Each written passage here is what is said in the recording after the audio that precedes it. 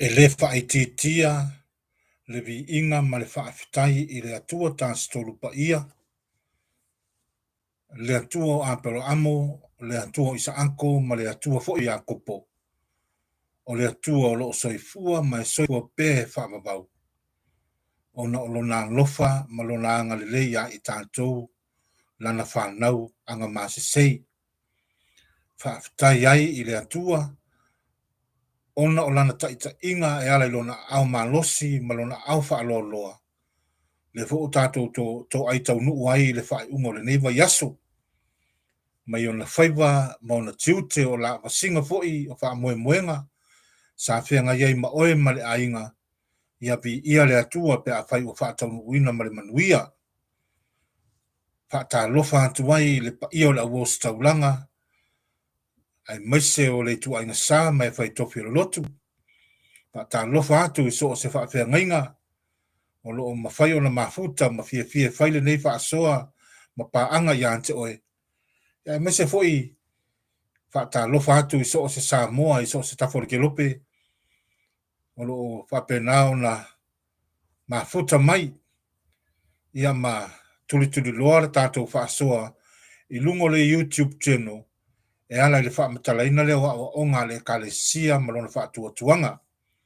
E le wha angaloina fo le tāpua I ngā tamā, ma tina mātutua, o loo taputapua I o tātou whaio matiute, ia mai se fo inisi o loo afia I mai o le tino le mapau whau maleanganga, ia e whapea fo I ainga o whea ngai ma whanau noanga, ma loa fua ai la ua maua le nei afi.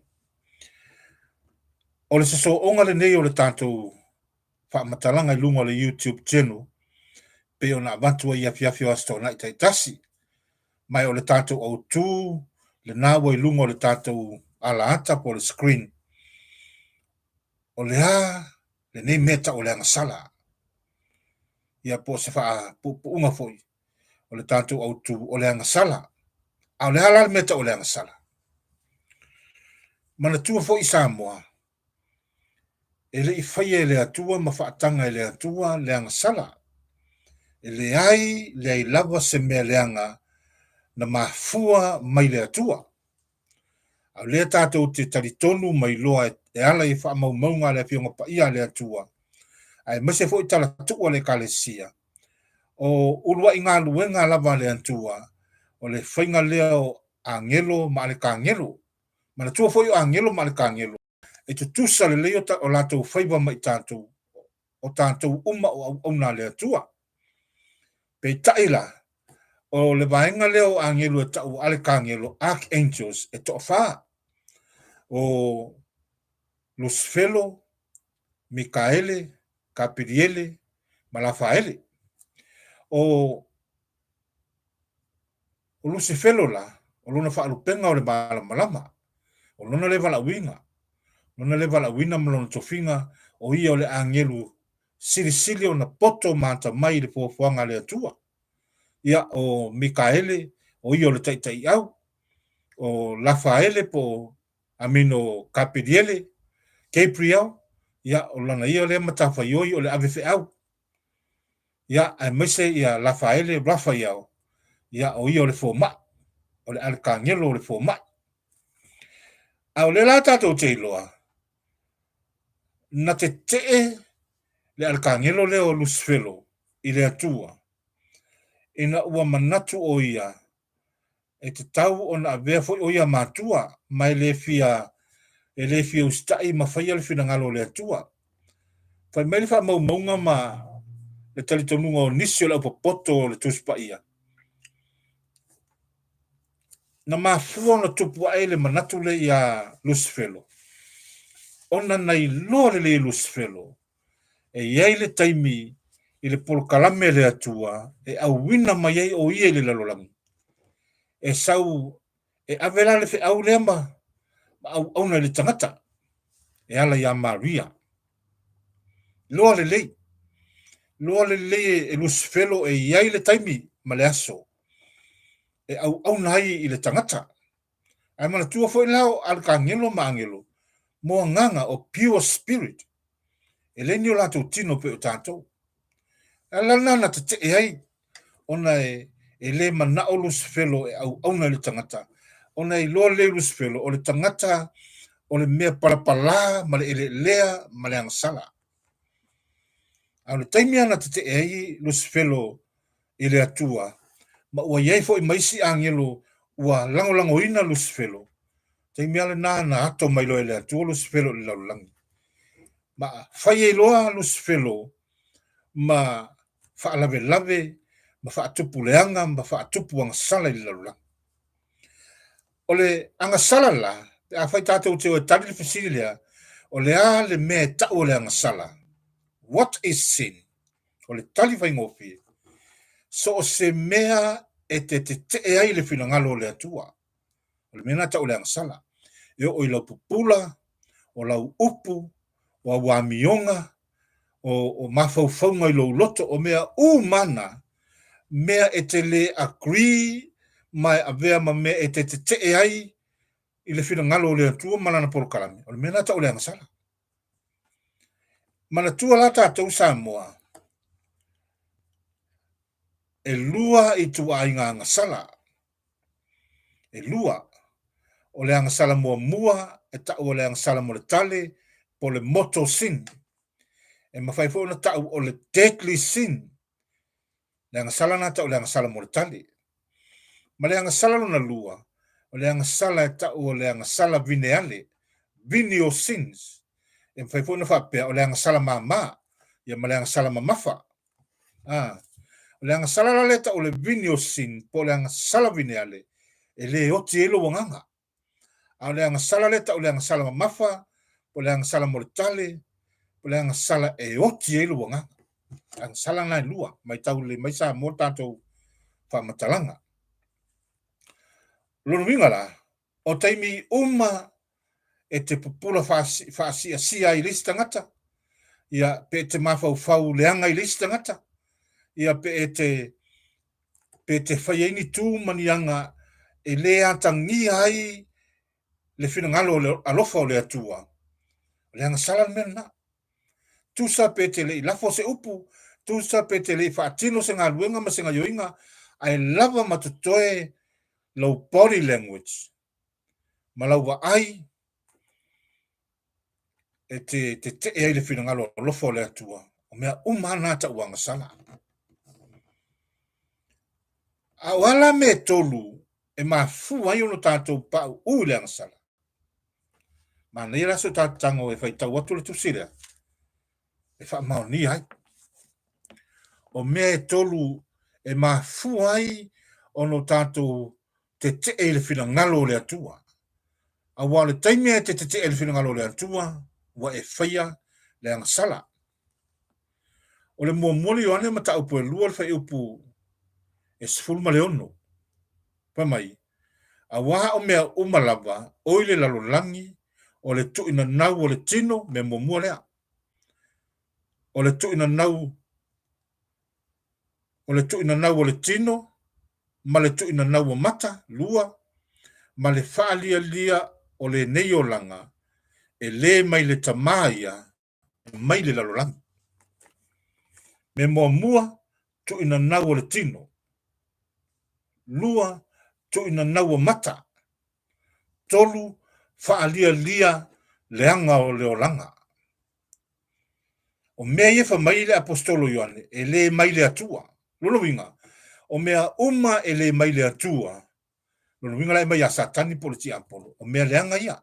O leanga sala le mera na. O le tāua ia o upu ia le apostolo Ioane. O I tātou teilo ai.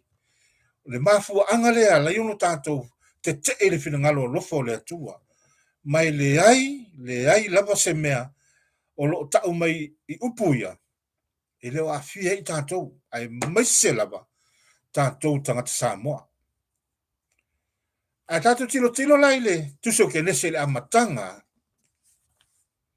mana tua le lei, na whai le atua a tamu ma ewa, e le i angasala.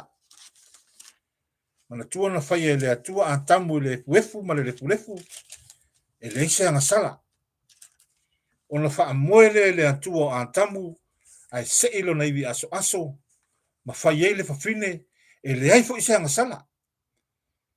ai vai o le ta mai le tuso kenese pa mai sa le lava lava i la ua ai sa le mama ai se a wa sa va ai le tasi le isi i mata o le atua i mata fa le atua na mawhai ona wa ai atamu ya eva ma wa ai eva ya atamu e ui ina le lava lava i la ua ai sa le mama a wa sa ya i la ua le ola pa ia sa le Agasala a tatu tilo tilo lai le ke nese mata apu e tolu le tala noanga a le ti apolo po le ngata ma le fafine o i tātou te ilo ai le moni le leio le mele tala no mele apostolo Ioane o mea i e tolu e mafua o na pa ua le tangata i le Agasala ma te ai le fina ngalo o le atu tango i whaitau atu lea whaitau ina i matua manino le tātou wha matalanga ma i o tātou malama i fo ai maise tātou kātoliko o lengo le to tele i tātou o matua au ngata tā ma mumuso e o le sakala metal ko sio le sa wha matala atu i tātou wha matalanga o matua na i atu ona foi mai ia o e Agasala la kalo e kaui ia pakere le yang ia ka Agasala o foi ai mafua la i lo le malama le meta o le Agasala le ke fa pea o se longa ke fasio kies kaka ma se longa ke lo mo ma le si fa finge ia ma se longa ke ngau yang fia fe kope o fa ko ai lo le wa fe le Agasala le ai ma na tu le e umana o lo tato fa matalanga i ese senga o Agasala i lua Agasala mo le tale ma le Agasala vineale si o tango lai fai tau watu le tusi le o ke nesem ta apu e tolu o sili le ata mai o le ngata i manu uma o le vau na fai e le li i le atua o fai mai oie le fafine e moni ea o fetala i mai le atua lua tele ai i la au uma o le fa atoanga ia ta aufi i le tatou fai tau a tatou wa ai i le fa atonunga i le tala le ale ti apolo na fai ia eva ai mana tua le foi Samoa na poloai le antua ia atamu ma ave ele fa atonunga se fa fonga mai la ile ke nesem ta upo lua fa upo e balu wa fa fo ele atua o le fa atoanga i tena i sae o le tu ina tu lea ile mea o le tangata na na faia o fa tupu ina fo ele li ile atua le fanua o la au umai matango fie le ai e le lei fo i pe a aina ma le la au le ola i tonu o le fa atoanga ma le la au e lo ai le lei ma le leanga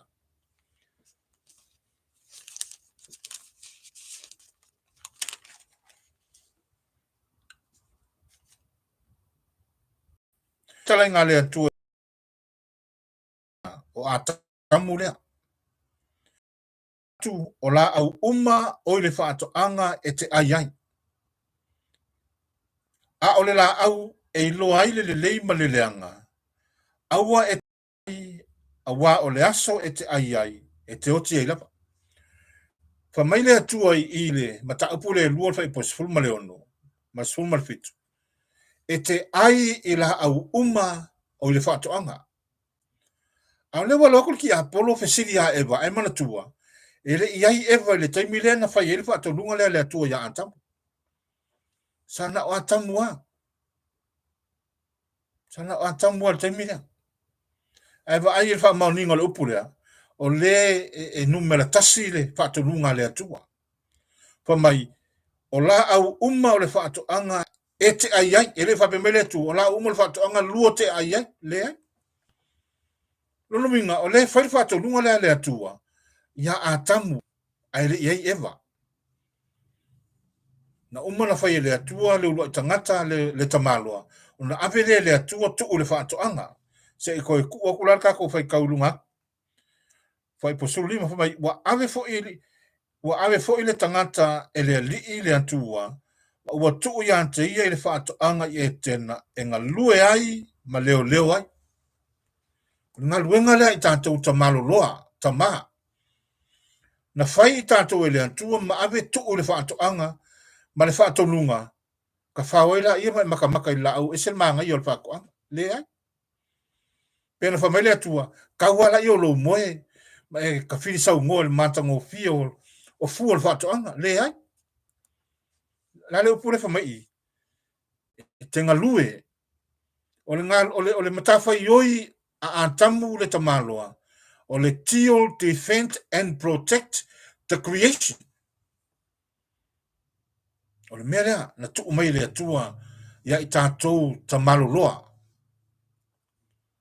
ma fai lola i le whatolunga lea o la au uma e te ai ai ai vanga nale la au e loa le leima le leanga fa mai le atua e saona e ai ai o le aso e te ai ai e te oti ai ane lau sau le ti apolo fai mai la upu ia eva e moni ea ua fetala i mai le atua lua te le a ai i la au uma o le whaatoa o nofo le ti apolo ma mi milo le fetala i ngā le atua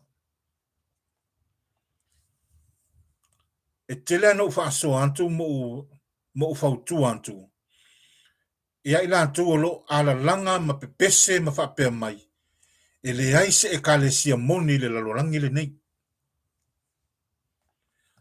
a wafo o le ua over the fast food mono tupu afe lotu ese ona no nofo lo le ma faile upulea e le aise e kalesia moni le lalorangi le nei a o le manino le fionga pa ia le atua e iai le e kalesia na whaavae e Yesu le angalopa mamana ai tātou leo ngaunga le melea, o le nofo le tangata, ma mimilo le whaato nunga ma le finangalo le atu, o le fesiti, i leo sea ngasala na namea.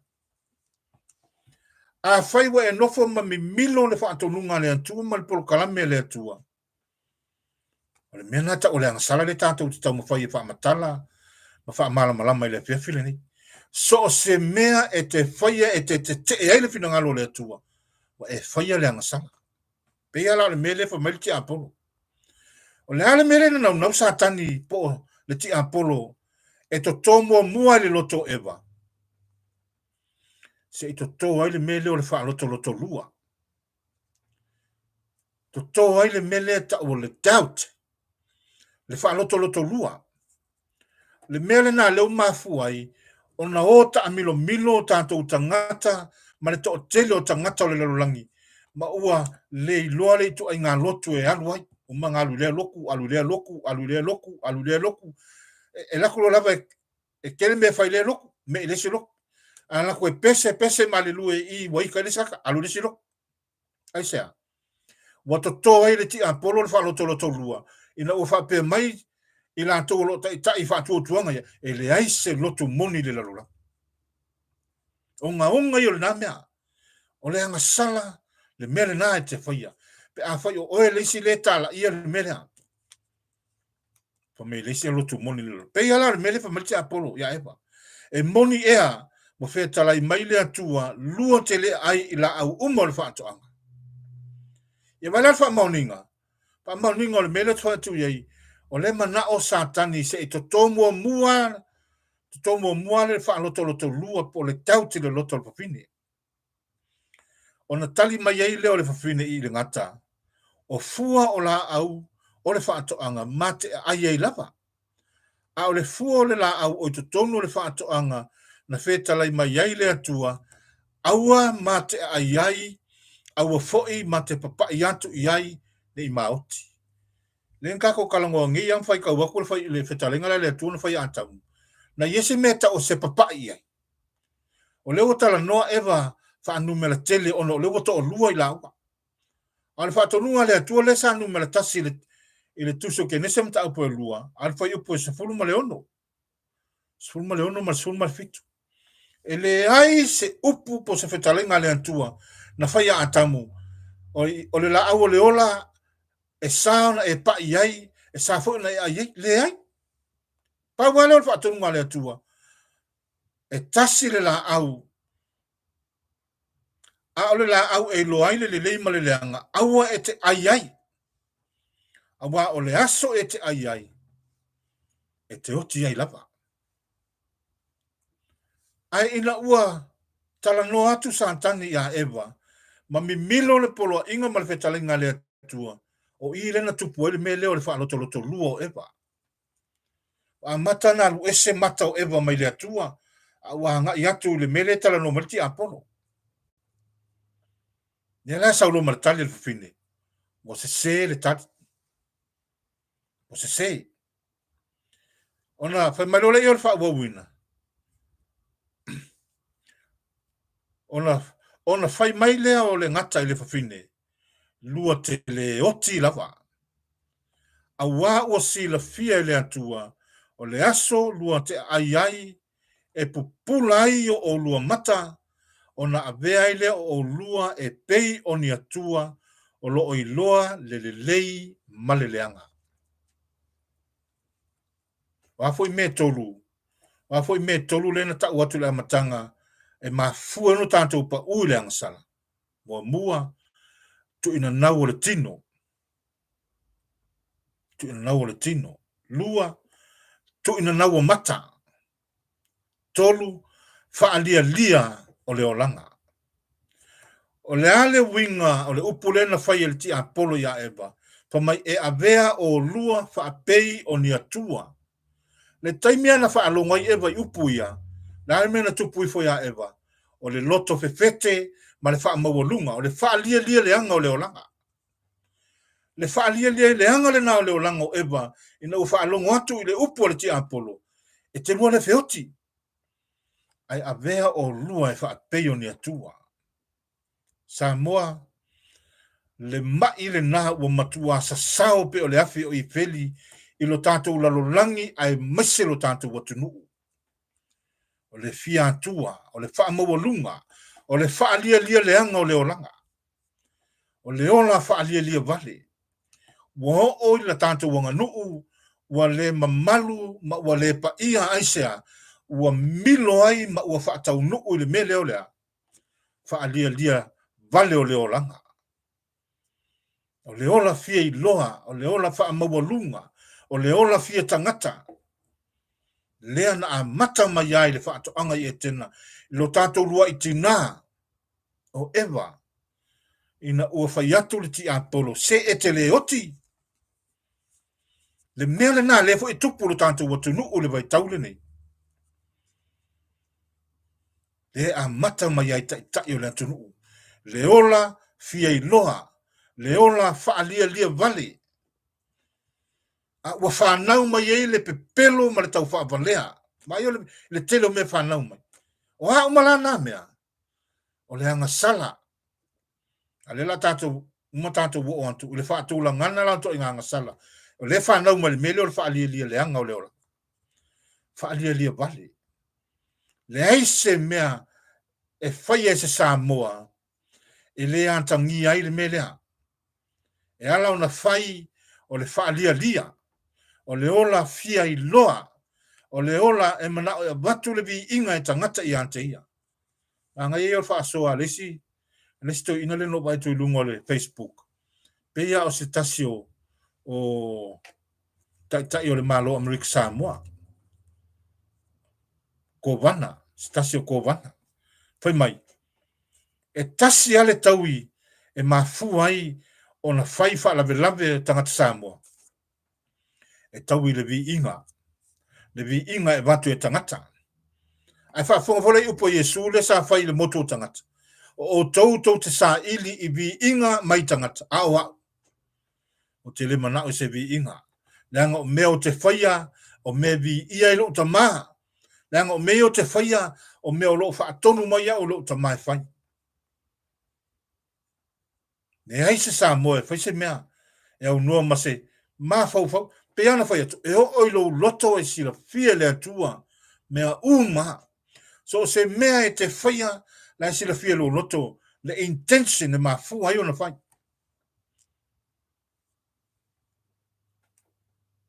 Leanga i o le melea. O le wha lia leanga le oranga. Wha waulo le tātou whai tau. Wha mai. Ona wa ai atu leo le whawhine i le la au e le lei lava pe a ai. O wa mata ngō whia mai. O le la au fo i au ngā e maua i le poto. Vai. La lesi mea. Leo wa umale le wha lia leanga. A leo wa ai atu. Tu ina nau o mata. tu ina nau mata, the last of the ice. Wa ai atu mata i lea mea, wa ai atu i lea mea, wa ai atu i lea fafine, wa ai atu i lea tamaloa. Tu ina nau mata. Tu ina nau le na, pa mai na wa ai atu eva, i le la au o mata ngō fie.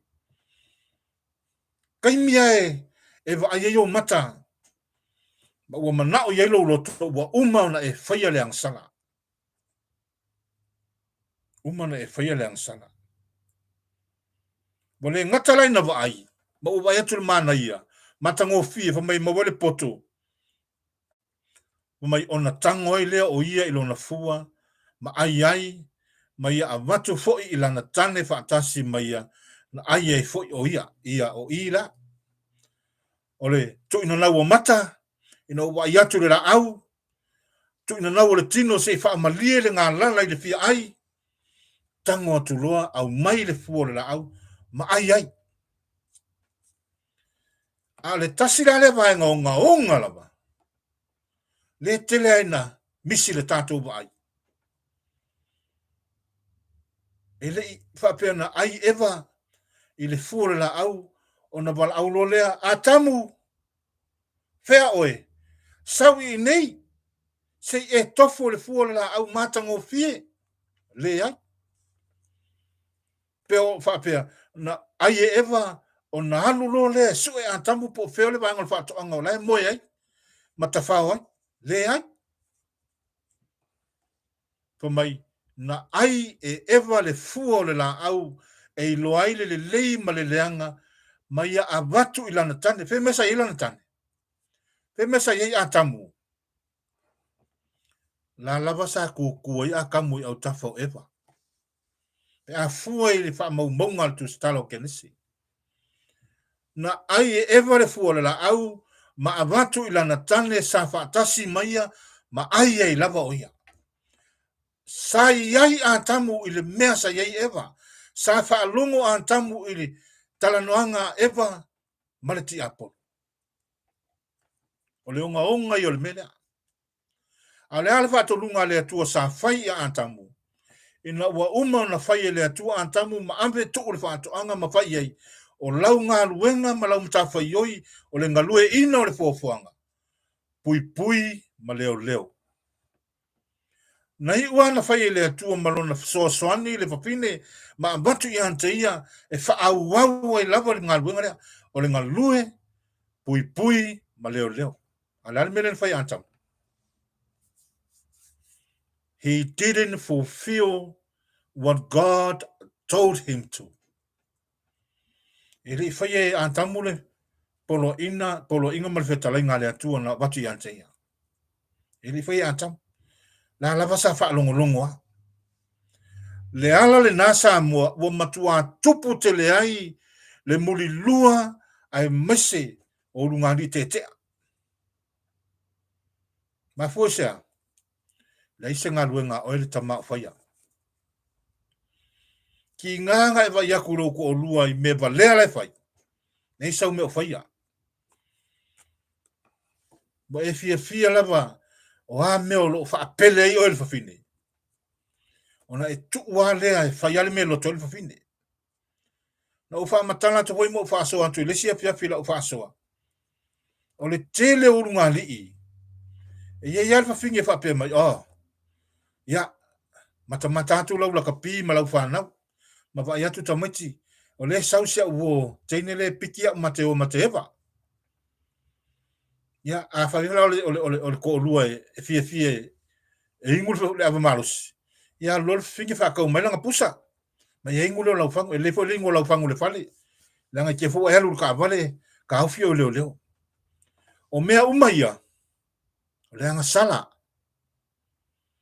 O le Agasala mea umaia o e nofo matapenga. Ea, ina ia tupu le mele te mana o iai.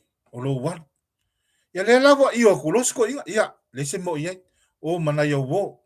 Mana tua o wawe mai. Le la. O lolo le to lua ma isi fafine. O ka whaaru kalap.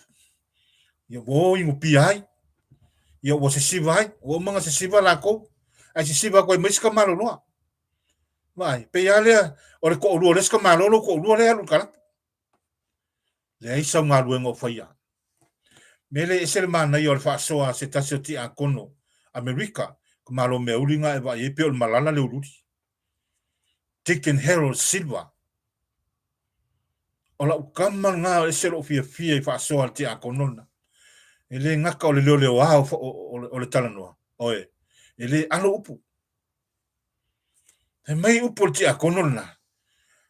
Tasi le whawhita uli o le o tupu le wawhalunga li. Pea le mele ngawhai a kamui. Wale ngata, wale aisenga lue pui ma leo le ava. A wafiso songi ki a pole kuil whakul fige. Ya mionga ma mea lai whai. Ya mionga whaaso koma ma whakomolo lai o lai. Upu ngar ki a kongorea. Mea na leo tupu tele le a mio leanga lo tantou la lolang. Ai mese fo tantou sa moa. A fe whafonga mai. Me mai mo mai tau wane le nei lai. Ma fau pele oile sa ka ko meia. Ma fau pele oile a fie fa sole. Nei sa nga luenga o fai lo to lua. Wa e fie i me lo to lua le fai fa pele oi. Le ngata na. A fai o ska malo ke lo fai nga luenga. Mo le ola le tu ya. E mo kai mi pele fai nga luenga. O te matu a fai atu le upu le fefile. A fai le o sta ma. E te lo nga lue. A fai o ele ke ala lai Samoa. Ai ke le ole fesa mo manga. Pe a fai te le fai nga luenga malopo nga luenga ofisa. A fai le ke le ole fesa mo manga. O mai mau le ola le atua ia. O le matafa ioi fa atama. Nga lue. Fa fonga le upo le atua fa ia atamu. Ave tō fa toanga fa mai ale atua. Nga lue ma leo. Tion, defend and protect. A fai le sa me o fai. O lo ke fa so ko lo ke loa o te loa to ni New Zealand tangata lai Samoa la fai ko ngaulanga le. A fai la e fa longo mai. Ya lo fa ko kala ya. A fai ke le o le fai nga luenga ma le fa ko winga lo bala winga o le tama. E le nga ko le pui lo ko lua manga lue ma fanga lo fanga. Mai bau le ola ya.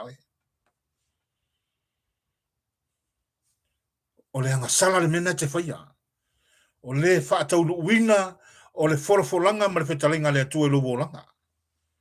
Pa mai le atua a tamu e te aiau me ai ma le afu o mata. E mga o mielo o luke ngalua se i afu o maka. E ai e fua o rima. E ue te o le whalaunlango mai ai afu. Ma me nganga le puka. Ke au ka mai woki, a lese me ngwhaia. Kere le ai afu. Me nganga le tupu to telo ta maa. Kere makai o leola ko i ngaulanga lea. Leola ai afu ora so i mea. Wa ho so o sa mo i whala bela whaio ainga. O wha polonga ainga. So i mea ai. Mai ka ko le leanga nga mea. O leanga sala. O lo e hola i leanga sala. Pea whai lo tofi ma lo wala wina. Tātou tina. E o ngaunga kere le mea. O ngaunga le mea. O le fia i loa. O le wha lia leanga o le olanga. Ia kako vai lal ka unga o tātou roi mātua mā fuai. O no tātou polonga le laulangi le. O lea. Tu ina nau o le tino. Tu ina nau o mata. Ma le wha lia leanga o le olanga. O mea lana e tolu. Le wha nau mai ai. Anga sala ia ta o le anga sala mo le tale. Ma le anga sala vineale. O le a wha au le tātou wha matalanga le vai aso fau. E tawalunga iai ia le whaamatala ina o le anga sala. Ai o le mea tāua ia e iloa. So o se mea e te ai le finangalo le atua. O lau pupula, o lau upu, o mawhauwhaunga, o ilo loto o mea umana. Kai mea e ke le e te le finangalo le atua. Ngai lo le wa e anga sala lumo le atua. O e anga sala lumo le atua. Tule te tau mani vai aso fau. Pe whea. Ona whaasauina i tātou mai le mele tātou te ola ma soi fuai. O le anga sala le mawai e so uma o le lalolangi le nei. ma so uma lo tātou wola. Wha moe moe o le au ngana i nei wha matalanga pupu. Ia, pe a whai e te tau ana i eitango i share, like, ma share, ma subscribe le tātou YouTube. Ina ia mawhai o na wha au wina pēa lava pēa. Le nei au nanga wha tau waa. A maua ise a nganga se tōtasi. Vi ia Yesu la ngalofa mana. Ia wha mani atu, Yesu a ngalofa ia te oe malu a inga. Ai masi fo le wha sauni atu mo le taulanga pa i o le misa. Le aso a tai au, le aso le lii. Tofu wha alu manga uma i tātou lona feta lai mai. Ai masi o le talisuanga lona tino, ma lona toto, lona nganga, ma lona i tua tua. Ia manuia fo i malo longo le nia fiafi. Tuli te tau mai tai au, tātou poro kalame le tātou i tū lau. O le toi wha ola le whale o manu. Ia abatu e fo i nisi wha alu manga i ala le feta lai mai o le atua. Ai masi le tuswa mo mawaso. Al tamai te sao sangata o Faustina. Ai ia tātou whai uli whai longa koluse. I le swafo le tamama le alo, ma le nganga pa ia. Amene, ma amene. Thank you, Jesus.